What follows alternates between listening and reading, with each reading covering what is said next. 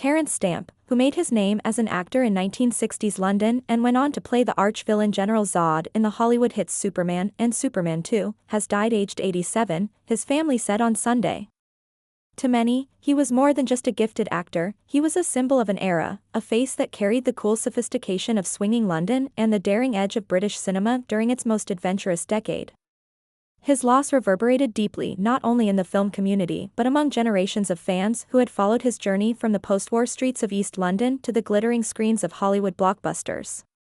The Oscar-nominated actor's career was anything but ordinary. His filmography stretched across decades, genres, and continents, ranging from art-house explorations in Pier Paolo Pasolini's Theorem in 1968, where he embodied a mysterious figure who disrupts the lives of an affluent Italian family, to his haunting portrayal in A Season in Hell in 1971, and later to the flamboyant and deeply affecting performance as a transgender woman in the 1994 cult classic The Adventures of Priscilla, Queen of the Desert. To those who admired him, Stamp was never an actor who allowed himself to be boxed into one category. He was, at different times, a matinee idol, a brooding outsider, a philosophical wanderer, and a surprising icon for marginalized communities. He was, in many ways, a man who carried multiple lives within one existence. His family, in their statement to Reuters, chose words that captured the essence of what Stamp left behind. They said simply that he died on Sunday morning, and though the words were short, they carried the immense weight of grief. He leaves behind an extraordinary body of work, both as an actor and as a writer, that will continue to touch and inspire people for years to come, the family wrote. We ask for privacy at this sad time. For those who had followed his career and for those who had crossed paths with him personally, there was an immediate recognition that this was the close of a remarkable chapter, not only in the story of one man but also in the larger history of cinema itself. Born in London's East End in 1938, Terence Henry Stamp came into the world during a time of great uncertainty. He was the son of a tugboat stoker, and his childhood was marked by the devastation of World War II. London was being bombed relentlessly, and the East End was particularly vulnerable. Young Terence grew up in an atmosphere of sirens, shelters, and shattered glass. These experiences would leave a lasting impression on him, giving him a certain resilience and a deep understanding of impermanence. The destruction around him also planted seeds of imagination, for children often turn to stories, fantasies, and performances as a way to escape the grim realities of war. Though he might not have known it at the time, those experiences of hardship and survival would later inform the intensity and depth of the characters he brought to life on screen. After leaving school, Stamp initially had no direct path into the world of acting. Like many working-class young men of his generation, he first entered the workforce in more conventional ways. He began by working in advertising, a job that, while steady, left him unfulfilled. He possessed a striking face and an inner world that seemed too big to be confined by a desk. Eventually, his longing for something more drove him to pursue drama, and with grit and determination, he earned a scholarship to attend drama school. This was the turning point in his life, a decision that would set him on a trajectory far beyond anything he or his family could have imagined. In an era when social mobility was limited, especially for those from humble backgrounds, winning a place in drama school was akin to stepping into another universe, one filled with possibility and artistic adventure. From the moment Stamp entered the scene, it was impossible to ignore his physical presence. Famous for his impossibly good looks and his impeccable sense of style, he quickly became an emblem of 1960s glamour. In a time when Britain was reshaping its cultural identity and breaking away from the rigid class structures of the past, Stamp was perfectly positioned to embody the new mood.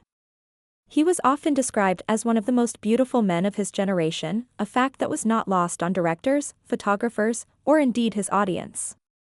But beyond the physical, there was something magnetic about his gaze, something that hinted at both vulnerability and danger. This combination made him irresistible both on and off screen. During the height of his fame in the 1960s, Stamp formed one of Britain's most glamorous couples with actress Julie Christie, with whom he starred in Far From the Madding Crowd in 1967. Their relationship was endlessly photographed, written about, and admired. They were seen as the golden pair of swinging London, a dazzling embodiment of beauty, freedom, and creativity. At the same time, Stamp's romantic life also intersected with the world of high fashion. He dated Jean Shrimpton, one of the most iconic models of the era, and became a muse to the famed photographer David Bailey, who captured Stamp's striking features and images that have since become part of the visual lexicon of the 1960s.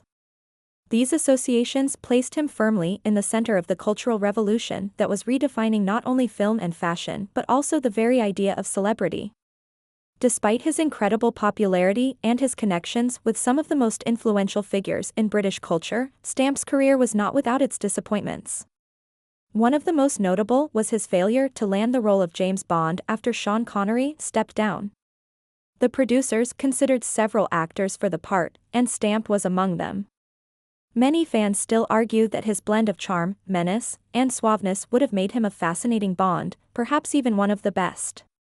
Yet the role slipped through his fingers, a missed opportunity that he would reflect on later in his life.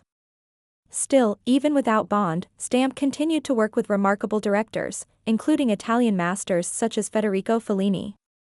The late 1960s saw him diving into European cinema, exploring roles that were more experimental and philosophical than those typically offered in mainstream British or American productions.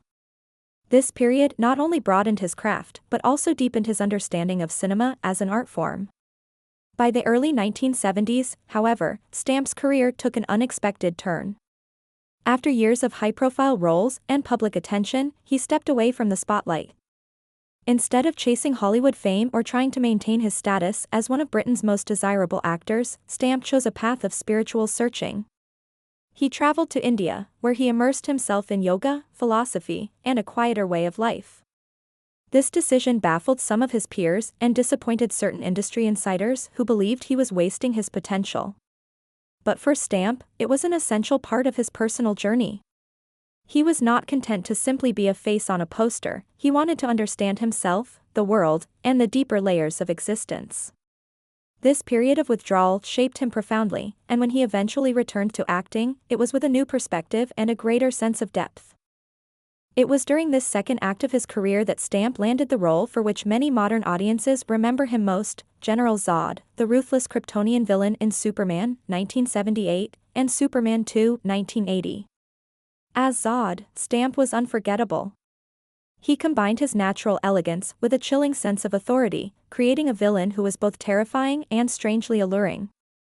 His command of the phrase, "Kneel before Zod," became legendary, a line that continues to resonate in pop culture decades later. For Stamp, it was a triumphant return, proof that even after years of absence, his charisma and talent could dominate the screen.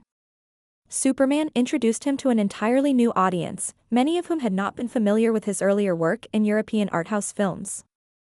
It cemented his status as an international star. Stamp's career after Superman remained varied and fascinating. He appeared in films across different genres, never afraid to take risks or to reinvent himself. His turn in The Adventures of Priscilla, Queen of the Desert in 1994, was particularly groundbreaking. Playing Bernadette, a transgender woman traveling across the Australian outback with two drag queens, Stamp brought dignity, wit, and humanity to a role that could easily have been played for laughs or stereotypes. Instead, his performance won widespread acclaim, earning him the admiration of LGBTQ+ audiences and critics alike. At a time when representation was still scarce, Stamp's willingness to embody such a character showed his courage and his commitment to storytelling in its most honest form. As the years went on, he continued to appear in major films, including Valkyrie with Tom Cruise in 2008, The Adjustment Bureau with Matt Damon in 2011, and collaborations with visionary director Tim Burton. He never lost the sharpness of his presence, even as he aged. His voice grew deeper, his features more distinguished, but the essence of Terence Stamp, that mix of elegance, mystery, and emotional weight, remained unchanged.